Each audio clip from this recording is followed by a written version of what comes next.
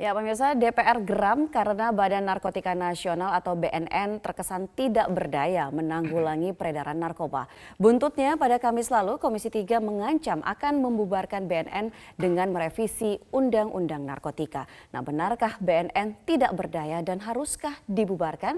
Untuk membahasnya sudah hadir bersama kami ada Kepala Biro Humas dan Protokol BNN Brigjen Pol Sulistyo Pujo dan juga ada Ketua DPP Granat Gerakan Anti Narkotika Asep Iwan Iriawan. Selamat pagi Pak Pujo, selamat pagi juga Pak Iwan.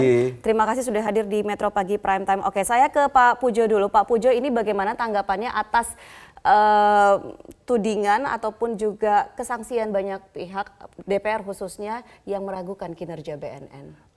Kami menghormati pendapat dari rekan-rekan anggota DPR RI.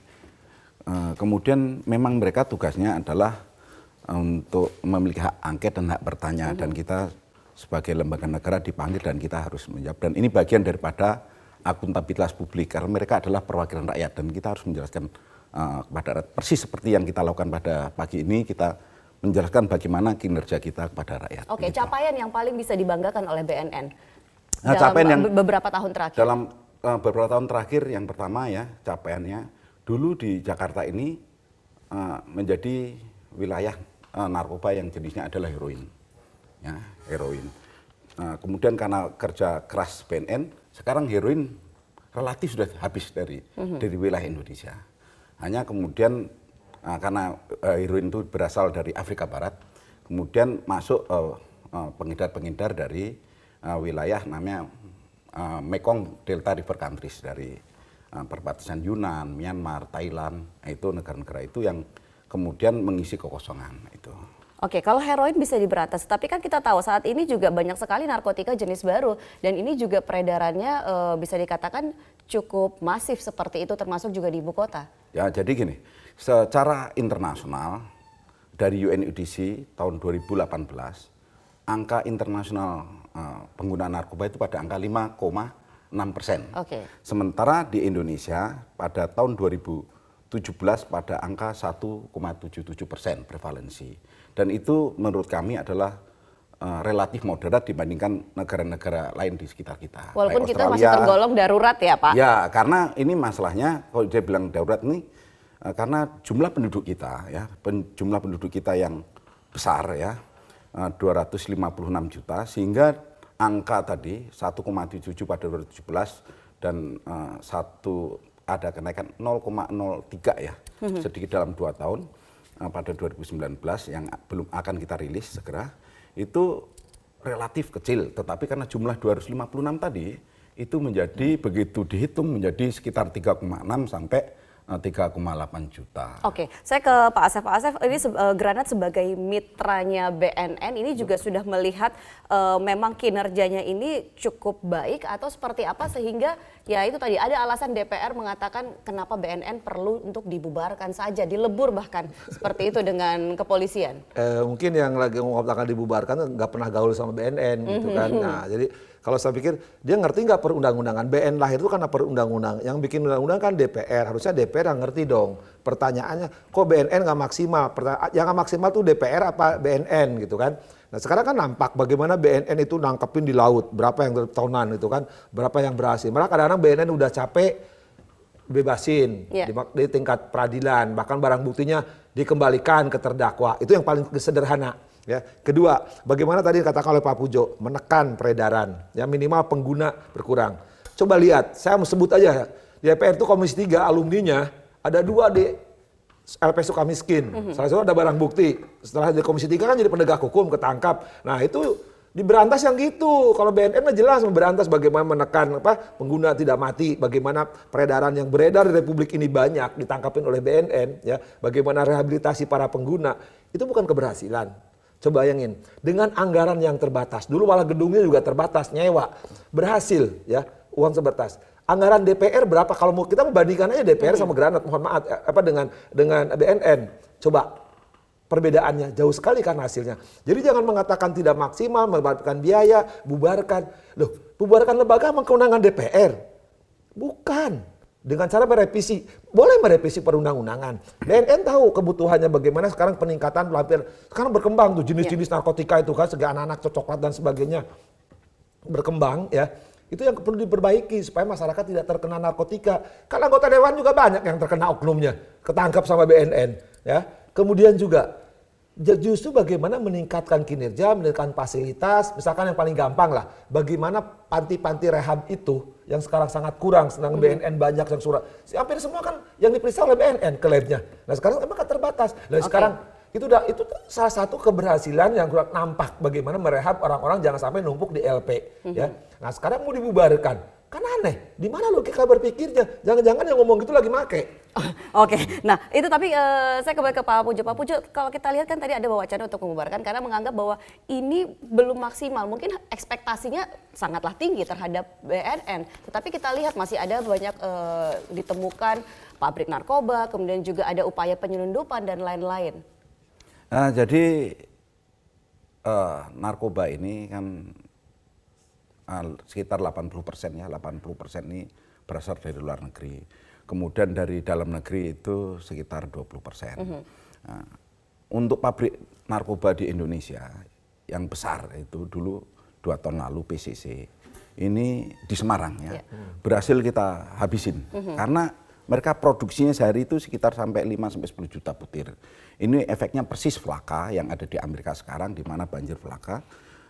Kalau itu nggak kita habisin pada waktu itu, karena seminggu 2 minggu sempat muncul gejala banyak orang pakai narkoba yang aneh, kita lidik dalam tempo seminggu 2 minggu bisa kita dapatkan pabrik ini dan kita habisin. Itu prestasi luar biasa karena kalau itu banjir persis epidemik yang terjadi di beberapa negara di Amerika. Kalau itu kan terlihat mudah seperti itu ketika BNN melihat ada sesuatu yang salah kemudian berusaha untuk menyelidiki dan dalam waktu seminggu bisa mendapatkan itu. Tetapi kalau semudah itu bisakah itu juga terjadi di benar-benar sampai memutus rantai peredaran narkotika ataupun juga penyalahgunaan narkotika di Indonesia? Ini kan masalah supply dan demand. Sebenarnya permasalahan narkotika itu karena yang pertama adalah narkotika itu salah satu bisnis ilegal yang paling menguntungkan, nomor 1 ya.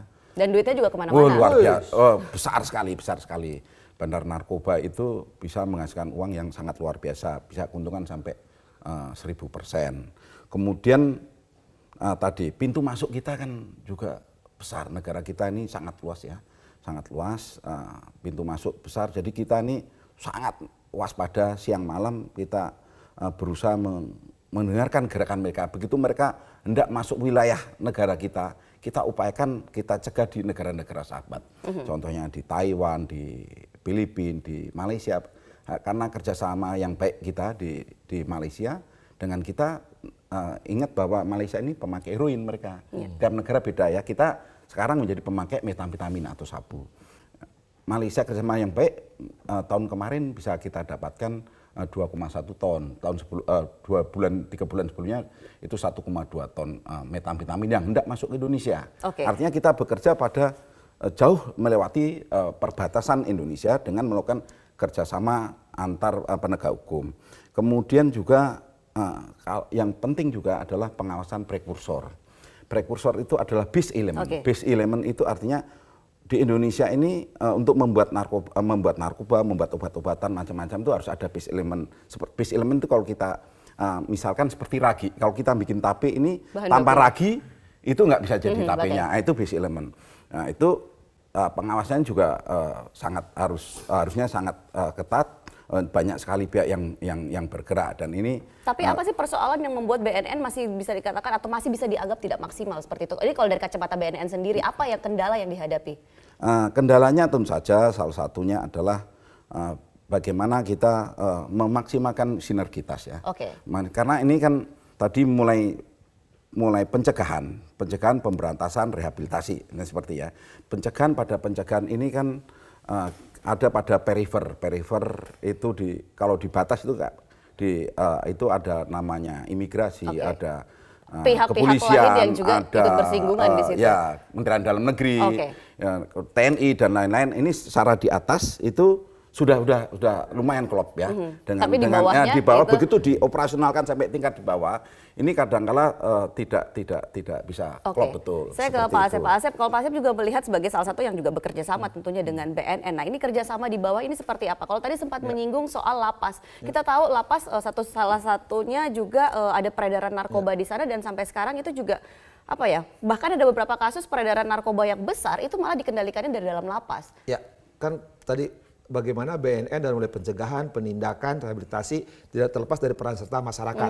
Serta masyarakat dalam bentuk misalnya kegiatan granat dan sebagainya kan.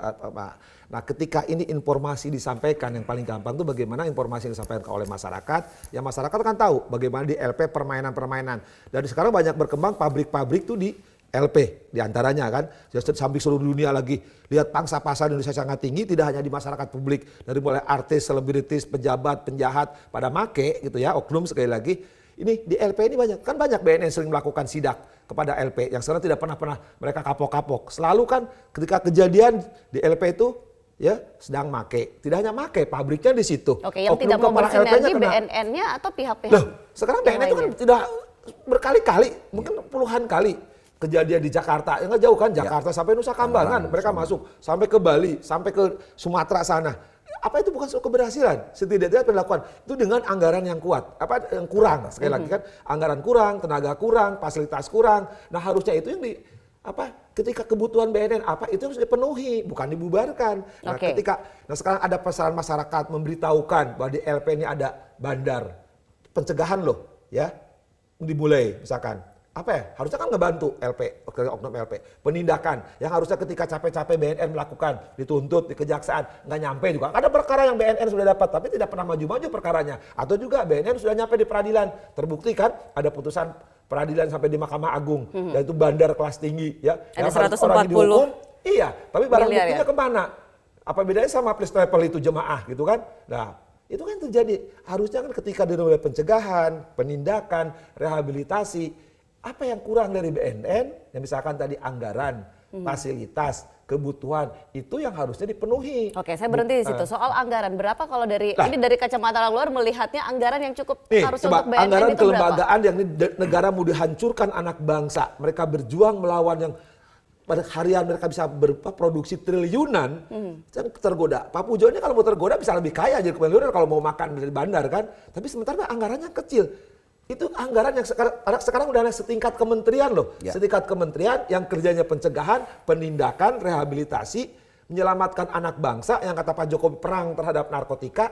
Tapi mereka sekarang berapa anggarannya? 1,5 triliun. 1,5 triliun untuk menyelamatkan bangsa.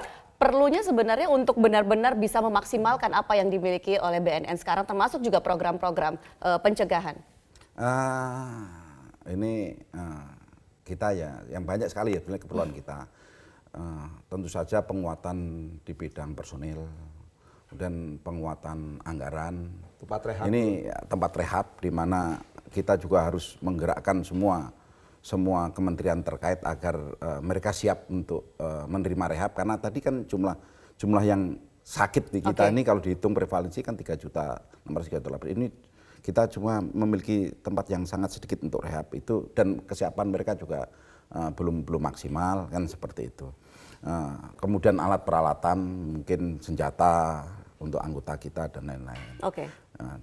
Kita berharap itu bisa secara signifikan. Di laut juga secara signifikan. Untung dibantu kan, kayak itu kan pernah pengalaman mereka pakai di laut ya. Di laut mereka nungguin berbulan-bulan yang ketangkap todan itu. Nah kalau mereka nggak ada dipinjam, untung dibantu Bakamla kan. Kalau nggak punya, coba gimana? Padahal yang ditangkap kan bandar-bandar dari Cina, dari wilayah-wilayah Asia Tenggara, Asia Selatan. Mereka berbulan-bulan loh nunggu dan nangkapnya tonan itu yang sengaja mereka menghancurkan bangsa. Kalau mereka nggak dibantu dan nggak ada bantuan, anggaran sendiri, ya kebayang. Jadi kesimpulannya adalah membantu BNN seperti itu untuk bisa memaksimalkan. Bukan membubarkan. Bukan membubarkan, membantu bukan membubarkan. Tetapi apa parameter yang bisa juga kita gunakan untuk mengukur kinerja BNN bahwa kita sepakat semua BNN ada progresnya atau tidak ada progresnya. Kalau saya berpikir sederhana, ketika pencegahan. Karena ketika masih ada angka 190.000 korban penyalahgunaan narkoba yang kemudian meninggal setiap tahunnya. Katakanlah 200.000 pengguna, sementara panti rehab Lido kan. Coba tiap provinsi harusnya ada.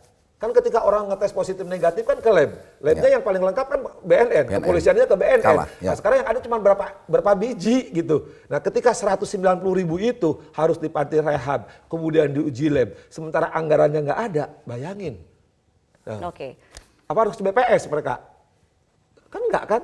Nah itu di pencegahan yang paling bisa dilihat. Yang paling bisa dilihat adalah di pencegahan. Pencegahan. Kedua, bagaimana ketika penindakan tadi di lapangan. Kan itu butuh biaya dong di daerah. Minimal mereka tuh makan, masa mau dikasih nasi bungkus? Kan enggak.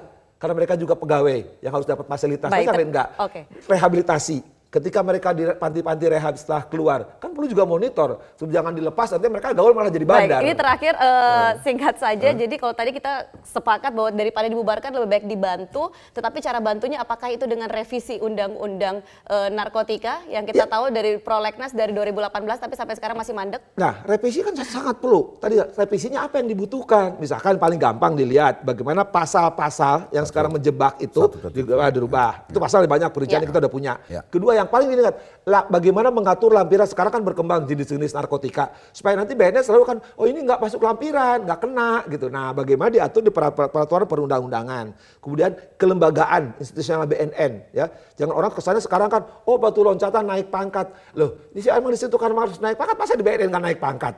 Kan aneh ketika dia menyelamatkan bangsa, menyelamatkan yang ribuan, tapi nggak ada fasilitasi itu, tidak ada punishment. Reward juga ada. Baik, terakhir ini saya kasih kesempatan untuk Pak Pujo singkat saja dengan segala sesuatu keterbatasan kalau kita katakan seperti itu yang dimiliki BNN sekarang, ini tidak takut untuk dibilang bahwa tidak bisa atau tidak bisa bertempur memerangi narkoba. Harapan kita tentu saja adalah komitmen dari semua stakeholder ya. Semua kementerian terkait di bidang pencegahan ya, dari Kementerian Dalam Negeri, Kepolisian, Kejaksaan, Kehakiman, Mahkamah Agung. Ini Kemudian sampai dari rehabilitasi dari Kemendes, kemudian Kemensos, Kementerian Kesehatan, kemudian dari Pemda-Pemda, karena jumlah yang tadi 3.800.000 itu tidak semuanya bisa bayar. Mereka orang miskin banyak juga, karena banyak juga jenis narkoba yang murah meriah itu, yang namanya NPS itu yang kita khawatirkan sekali. Jika semua tidak kompak, nanti menjadi beban itu pada BNN saja. Oke, jadi ini adalah kerja bersama Ya, seperti itu. Kita harapan wakil rakyat perhatikan ya, jangan jadi korban, kebutuhan tanggung jawab di BNN. BNN itu lintas kementerian loh. Oke, terima kasih Pak Asep, terima kasih juga Pak Puji sudah hadir bersama kami.